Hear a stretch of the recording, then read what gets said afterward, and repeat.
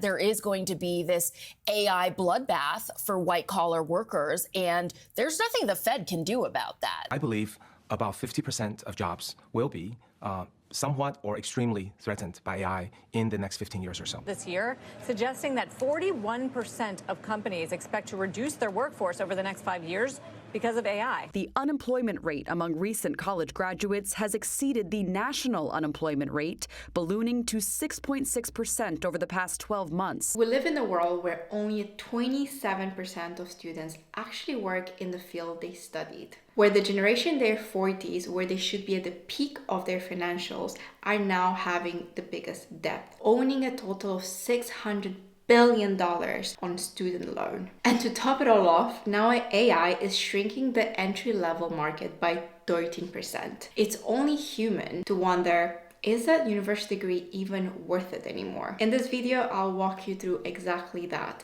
to make sure you're not going to make a six-figure mistake. If you're new here, hey, I'm Cindy. I studied 4 different universities, graduated from Imperial College London, and now I work as a manager at Adidas. And I know exactly how it is to feel lost, not knowing what to study, what degree to go for. And this is exactly why I make these videos, because I want to help students and young professionals have more clarity from the beginning of their career. So to make sure that you don't make the same mistakes that I made that cost me so much money and years. Let's get into the video. Now, before we go into like how the world has changed, I'm someone that wants to look at the glass that is half full. I feel like with any change in the world, there's new opportunities. So for the first part of the video, we're gonna go exactly into that. How these changes have created a new opportunity gap. The number one change that I see it more and more often is that we're moving from a degree base to a skill base. Even though a university degree doesn't hold as much power as it once did, because you can see companies such as Google, Meta, Slack, Apple actually posting jobs where you don't need a university degree. However, skills have become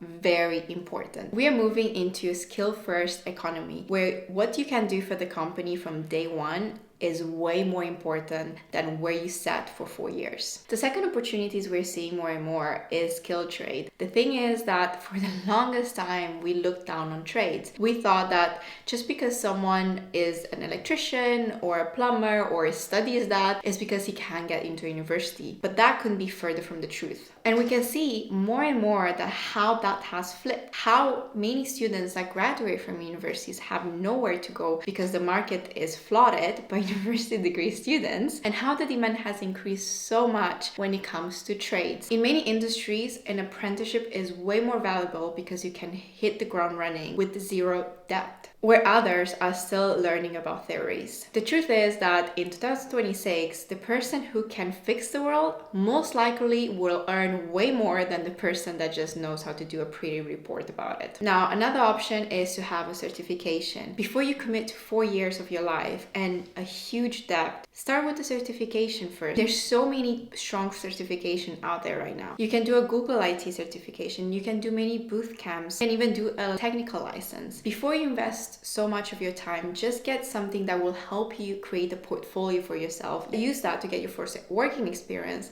And then once you're in a team and in a department, you can actually ask and try to push for yourself so that the company pays for your degree. Like this, you can still keep your paycheck at the end. This is a strategy my friends use to change careers. They studied something, for example, architecture. They were working as an architect, but then they realized they didn't like that. They did a software engineering certificate, they got the job, they started working there, and then they were able to push it to actually have a degree. It's not impossible. Yes, you do have to understand that there's companies that are more willing to do, but it's definitely an option. Now, number 4 is AI resistant roles. If you don't see yourself in the corporate world, don't give in the pressure. There's many other alternatives. The thing is that the society will tell you that a white collar is the safer option, but today, on how everything goes so fast, AI is not only shrinking the entry jobs, but also absoluting some of the departments. So I think that if you're young, for more reason, you should pick a career that has a human touch, such as electrician, dental hygienist, and even surgical techs. These jobs are seeing a 10% growth. There's so many jobs out there that still need that human touch. Now, another topic that you as a student might not be aware is that now with the AI, there's a huge trust gap. Corporation, HR, any department that's hiring you are 100% sure that you graduated from that university by just just using AI. And it might not be true, but the thing is that that's the reality. And so that's why it's so important that you prove yourself of what you're capable of, rather than where did you study and what was your grade. It's more important than ever for you to have a strong portfolio. Your portfolio is a combination of various things: volunteers, mini projects you have done, how you've made a difference, because this is where you can differentiate yourself from just having a degree. It's so important for you to start building on your portfolio from the beginning. Before you getting into this huge debt and spending quite some time of your life, I want you to ask yourself 3 questions. First, is your debt going to be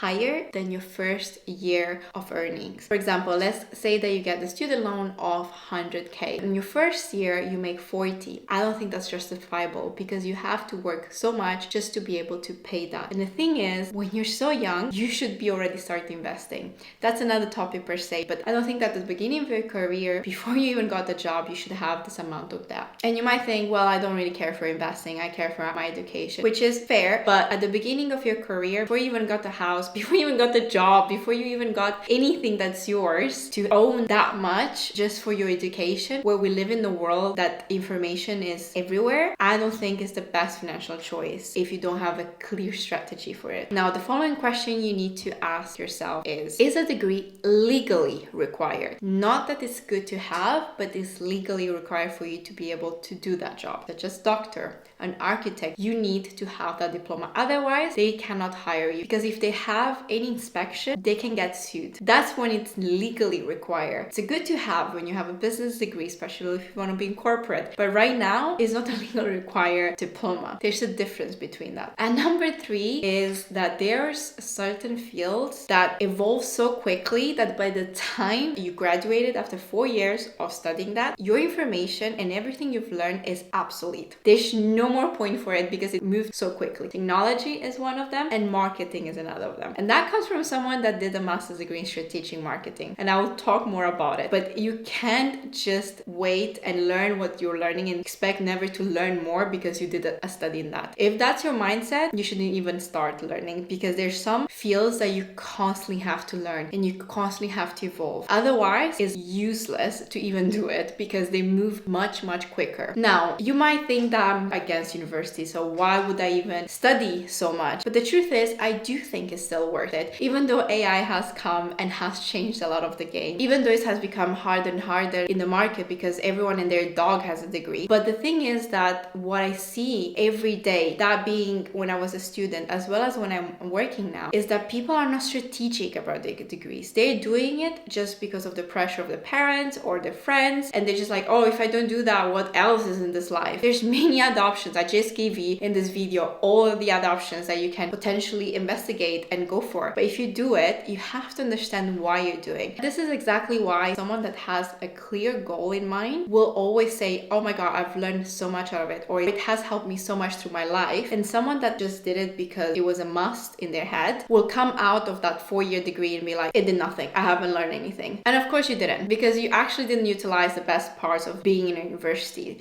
or you went to the wrong one, or you studied in the wrong field. There's many reasons why you had that feeling, but mostly because you didn't actually think it through of how will that add value to your life. I hope this was helpful. If it was, please leave a like, and to give you hope that there is other path in case you don't want to study. But also, if you do want and you do want to take the best out of this experience, I've created this video where I speak about finding your why and how to create that roadmap for yourself. I've also created this video on how I made my $14,000 mistakes by investing in myself and by investing in my education. Many people think that that can go wrong. Well, sometimes it can. So that's something that interests you. I'll see you over there. And if not, bye.